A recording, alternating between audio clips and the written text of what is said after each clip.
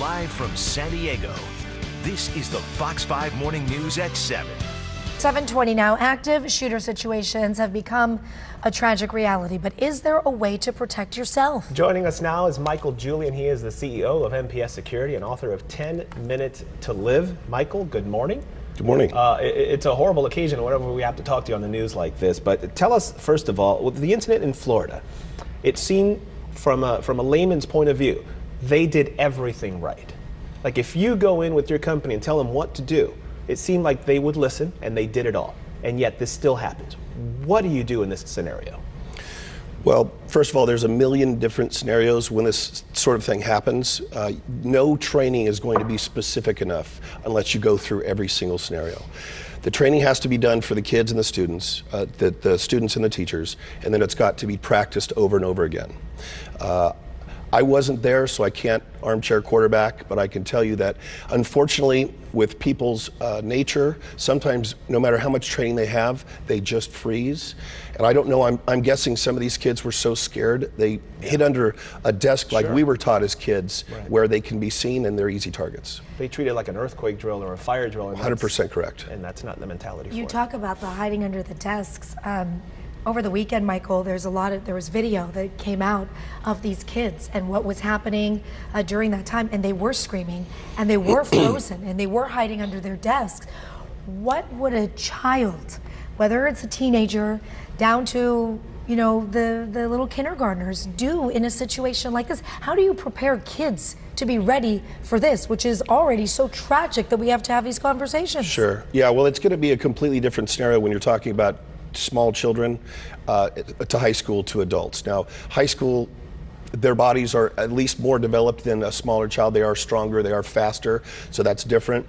My training focuses on people usually from 12 years old and up. Okay. And the same principles apply. You get as far away as you can, as quickly as you can, or you make it difficult or impossible for the killer to get to you, or you actually attack with the intent to kill, because you have to put 100% of commitment into that in order to hopefully succeed.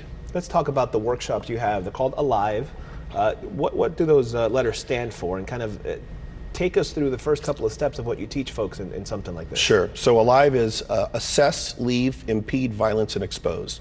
I teach to stop, take a breath, get some oxygen to your brain, and then react logically, not emotionally. That's the assess part. Leave, obviously, is get as far away as you can, as quickly as you can, while dialing 911, because it is a race against time. The sooner law enforcement can get there, the sooner this thing's going to end, whether by the gunman's own hand or by law enforcement. Impede is obviously make it as difficult as humanly possible for someone to get to you. If you're a hard target, they're going to move on to somebody that isn't, so you have a better chance of living. Violence is obviously you are going to attack that person if that's your only option, and you're going to do it with every ounce of your being, because you have got to overcome that killer. And then expose, obviously, as you saw in the video, law enforcement is going to treat you like a suspect, which makes sense because it turns out the kid left with the rest of the kids. So everyone was a suspect at that point, and he was successful at getting away.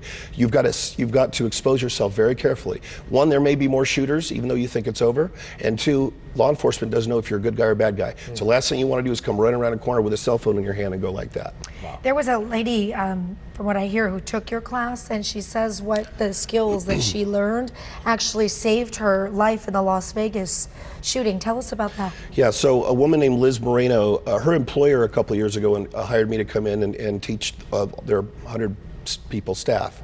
She was in that training, and she said, I'd never thought about that one day since. The training was fine, but I never even thought I would ever need it. 2 years later, she ends up, hitting the dirt because people are being killed right around her. So her and her boyfriend go down as Paddock is shooting at the concert. Oh. And she said, at that moment, suddenly the training came back out of my subconscious to my conscious. I knew exactly what to do. She turned to her boyfriend and said, when the shooting stops, we're running. And he says, no, I don't think so. And she said, I'm going with you or without you. So he said, okay, the shooting stopped. They got up, took off running. He was reloading. When it started again, they took cover. When he stopped to reload, they ran again, and they escaped. And she said, I would have just laid there and hoped it would have ended, and very possibly either been stampeded over by the people that were running or shot by this guy. So she said that's what came back to her, and so she knew what to do. It's just having the wherewithal, because a lot of people just can't fathom this happening. And it's the, like you said, it's like the seconds that it takes from the fact that you recognize something's happening to the time you react that can mean the difference between life and death. Yeah. We heard so many stories of these students, a lot of them hiding under their desks, not knowing what to do, scared and screaming. And then there were a few, one young man who I think was in the ROTC who stood there, and it just came to him naturally. He opened the door and let more students in. Because he let everybody in, he was killed. So what does it take in terms of recognizing in the moment, this is happening, you got to act? Well, how do we train our minds to do that? The key word is training, Yeah. Raul. You have got to take training, you've got to practice the training, and then you've got to practice again. When you're 5 years old and someone says, what's 2 + 2? You don't know, so you sit there and think. Well, you're dead. Yep. When you're 6, you've been taught, now you're trying to put it down on paper. 5 seconds, now you have the answer, you're dead. When you're 7, you know the answer is 4. 2 + 2 is 4. You give the answer. There's no thought. You just do what your training tells you to do. Michael, if there's somebody watching right now and they want to learn more about, like, is it a class that they would come and take with you? How would they do that? We do them locally at in my corporate headquarters here in Southern California, but I actually teach them all over the country to companies, their employees. But the website is activeshootersurvivaltraining.com. That's got all the information, and then it's also got information on the book as well. Okay, we'll get that information up on our website if people want to look into it. Thank you for being here. My pleasure. Unfortunate we have to have Very. these conversations and talk about training against an active shooter, Yes, but it is. if that's what needs to be done to protect yourself, then We're so gonna be do it. it. All right. Thank you. Thanks for being here, Michael.